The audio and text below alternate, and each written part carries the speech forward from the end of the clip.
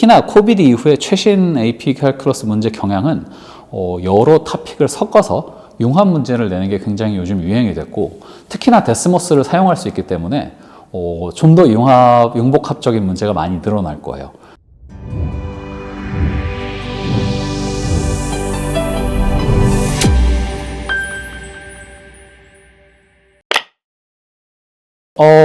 저만의 5점 만점 비법은요, 매핑입니다.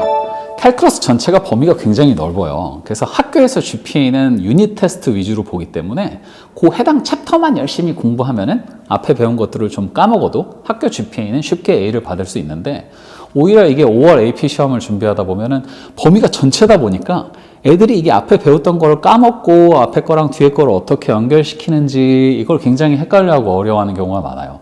특히나 코비드 이후에 최신 AP 캘큘러스 문제 경향은 여러 토픽을 섞어서 융합 문제를 내는 게 굉장히 요즘 유행이 됐고, 특히나 데스모스를 사용할 수 있기 때문에 좀 더 융복합적인 문제가 많이 늘어날 거예요. 예전에는 다룰 수 없었던 복잡한 펑션들을 같이 주고 그들의 관계를 묻는다던가, 데리베티브랑 인티그럴을 동시에 묻는다던가, 그래서 굉장히 어떤 하나의 유형으로 묶을 수 없는 스타일의 문제가 많이 늘어났을 거예요. 그래서 이제 저만의 비법은 매핑을 시키는 겁니다. 학생들한테 캘큘러스 전체 지도를 머릿속에 그리게 해요. 챕터 이름을 외우게 하고요. 그래서 문제를 봤을 때 이 문제는 어떤 챕터랑 관계되는 건지를 먼저 파악하게 합니다.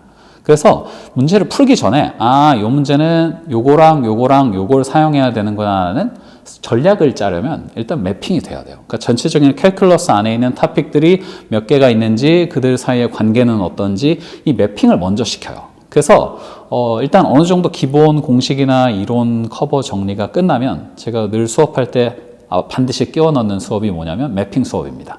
그래서 그때는 문제 답을 찾는 게 중요한 게 아니라 어떤 토픽에 관련된 문제인지 토픽 리스트를 적게 해요. 그래서 특히 서술형 같은 경우에는 객관식은 그래도 한 문제에 연관된 토픽이 하나 아니면 2개 정도인데, 서술형 문제는 최근에 출제되는 문제는 서술형 문제 하나에 관계된 토픽이 막 많으면 6개, 7개도 되거든요. 그래서 이 문제를 풀려면 사용해야 되는 공식 혹은 토픽 혹은 theorem 이름들을 쭉 적어보라고 시켜요. 그래서 그것들을 다 못 적으면 사실 문제 푸는데 시간이 굉장히 오래 걸리는 거예요. 그래서 캘큘러스 같은 경우에는 범위가 굉장히 넓고 토픽별로 굉장히 코릴레이션이 높습니다. 그래서 문제를 풀기 전에 이 문제가 뭐에 관한 문제인지를 먼저 clarify 하는 연습을 많이 안 하면 굉장히 풀기가 어려워질 수도 있을 거예요. 왜냐하면 이번엔 특히나 데스모스 때문에 융복합적인 문제의 비중이 많이 늘어날 겁니다. 그래서 매핑이 중요합니다.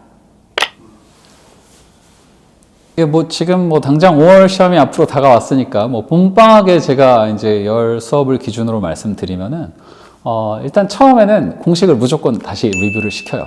왜냐하면 아이들이 앞에 배운 걸 많이 까먹었거든요. 그래서 일단은 공식을 쫙 정리하고 제가 만든 상세한 공식집을 제공하고 일단 모든 공식을 딸딸딸 외우게 시킵니다. 그 다음에 먼저 객관식을 풀어요. 서술형은 처음엔 안 풉니다. 왜냐하면 애들이 기본적인 공식이나 그런 매핑 자체가 허술하게 되어 있기 때문에 객관식을 계속 풀리면 매핑이 완성이 돼가요. 그래서 매핑이 어느 정도 완성이 됐다 싶으면 그때 서술형을 시작합니다. 이제 5점을 받으려면 사실 서술형, 객관식 둘 다 잘 봐도 되지만 이제 특히나 이번 5월 시험은 서술형 파트가 난이도가 굉장히 올라갈 걸로 예상이 되기 때문에 객관식을 많이 맞추는 게 되게 중요해요. 왜냐하면 객관식에서 한 90% 정도 맞춰주면은 이게 객관식과 서술형이 정확히 반반씩 합산되는 시험이기 때문에 버퍼가 굉장히 생깁니다.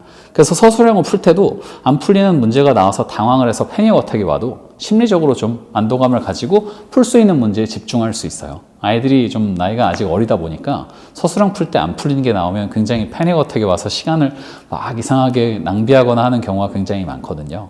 그래서 객관식 퍼센티지를 최소한 85% 이상 올리는데 먼저 주안점을 둬야 됩니다.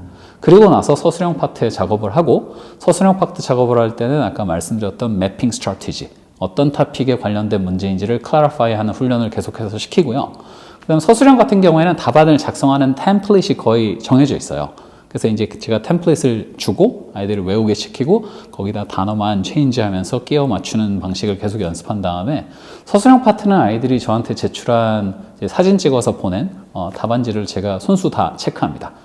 그래서 첨삭을 해주고요. 그래서 나쁜 버릇이 있으면 고치고 또 좀 굉장히 표현을 잘하는 좋은 표현들이 있으면 이제 그런 식으로 계속 강화될 수 있도록 첨삭 지도를 해서 서술형을 완성해 나가는 방식으로 시도를 하고 있습니다.